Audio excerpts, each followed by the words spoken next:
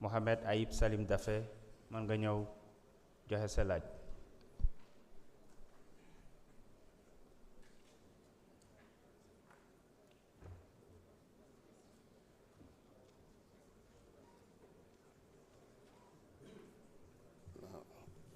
Merci, Monsieur le Président, Monsieur le Premier ministre, Monsieur le ministre et secrétaire d'État, chers collègues, maa ngi leen di nuyu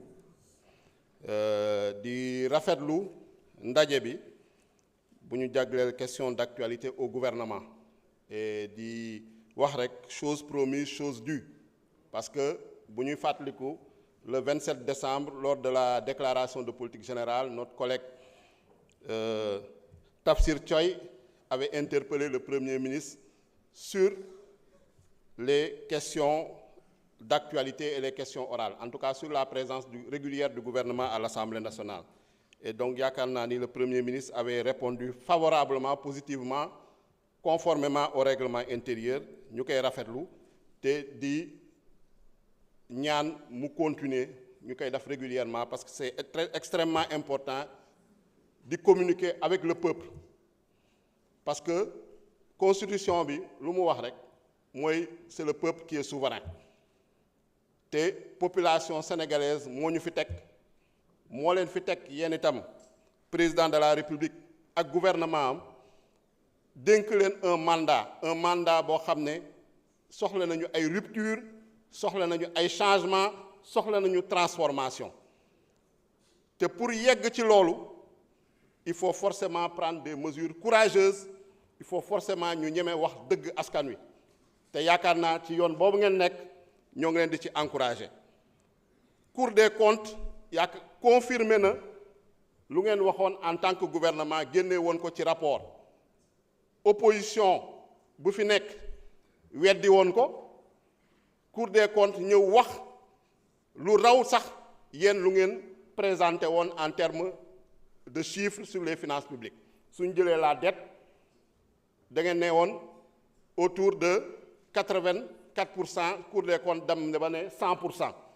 Donc yaakaar naa ne ñuy remettre en cause rapport Cour des comptes dañu amatul argument, parce que Cour des comptes kenn mënu remettre en cause crédibilité, institution constitutionnelle la, ay magistrats yu prêter serment la te lu am solo mooy tey ñoom ñii nga xam ne am nañu responsabilité ci mbir yu ñu wax, ci crime budgétaire yu ñu wax, ci njuuj njaaj yu ñu wax, ñu ñëw expliquer wu yan ci lan nañu sukkandiku pour daf ñaawteef yooyu. Mais malheureusement ils sont dans le déni, ils sont également dans la politique de l'autruche, ils sont également dans la fuite en avant comme nu ñu ko tàmmee def. Tey gis nga les premières fourchettes et les premiers couteaux kenn gisu leen fi, y a que les seconds couteaux ñoo fi toog ñëw di amuser la galerie. Donc ñu xam ne yaakaar naa ni loolu duut ci dara. Donc di wax ni opposition bi président de l'Assemblée nationale dafal leen loo xam ne règlement intérieur bi terew ko, parce que assemblée consensus lay doxee, mu jël daf leen faveur parce que dafa am ñu ko laaj non inscrits laaj tooñ nañ ko pour am plus de temps de parole.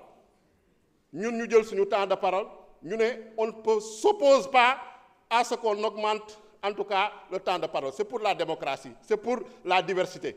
Su fekkee nag déggoo woo leen seen biir loolu seen problème la, parce que noonu la demee woon également pour le poste de vice-président lors de l'installation de l'Assemblée nationale. Maintenant lu ci am solo man premier ministre lu mu lay laaj mooy lu jëm ci population yi. Suñu ñu toll nii ñoo ngi ci phase de redressement, dama bëgg nga xam laajte population bi, peuple sénégalais nga xam ne moo ñu fi teg lan nañu xaar ci moom, ban taxawaay la war am par rapport à cette situation de redressement. Je vous remercie.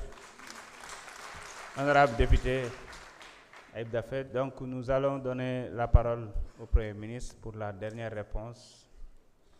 Vous avez 15 minutes.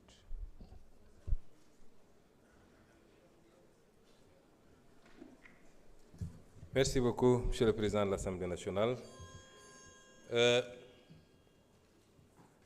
Balaa may aborder la question de l'honorable Ayib Daffé, je vais compléter ma réponse à l'honorable député de M. Abdou Karim Sall. toujours dans le registre des contre-vérités. Vous dites que les bailleurs ne croient pas à ce rapport. C'est une contre-vérité et je peux vous dire que hier après-midi, le ministre des Finances, ici présent, a... Monsieur le Président, vous voulez bloquer mon chrono? Allez, excusez-moi.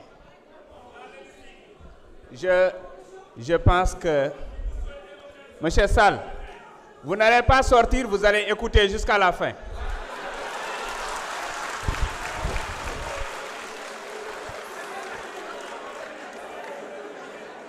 Vous savez, monsieur Sall, à travers vous, c'est toute votre famille politique qui passe tout son temps dans les médias à désinformer que je veux répondre. Ils auraient dû être là. Moi, quand j'étais opposant, quand j'entrais, ils sortaient. Maintenant, je suis au pouvoir, j'entre, ils sortent. Ils auraient dû être là. Je veux dire que hier soir, monsieur le ministre de l'économie, le ministre des Finances et du Budget, ici présent, a tenu une réunion virtuelle avec les investisseurs institutionnels internationaux du Sénégal. Il y avait plus de 350 participants. Vous dites qu'ils ne croient pas au rapport. Il ne faut pas dire des choses qui peuvent être contredites facilement. Le FMI sera là, la Banque mondiale sera là la semaine prochaine. Et vous serez rattrapés facilement. Ça n'en vaut pas la peine. Donc, le rapport est crédible et crédibilisé par tout le monde. Et en premier, c'est les bailleurs, qui savent très bien ce qui s'est passé au Sénégal. Et une institution comme la Cour des comptes ne peut pas faire l'expertise d'un rapport d'audit, accéder à tous les éléments et aller raconter des contre-vérités. N'eût été votre mandat de député ou votre immunité, vous auriez pu être convoqué pour ça. Parce que c'est une attente contre les... Oui, si vous voulez, vous considérez ça comme une menace, parce que vous devez être menacé. L'APR et tous ceux qui sont avec, vous devez être menacés. On vous a laissé trop de liberté. Je voudrais dire également que, par rapport à la question de l'honorable député Ayib Daffé, je voudrais d'abord féliciter l'Inspection générale des finances pour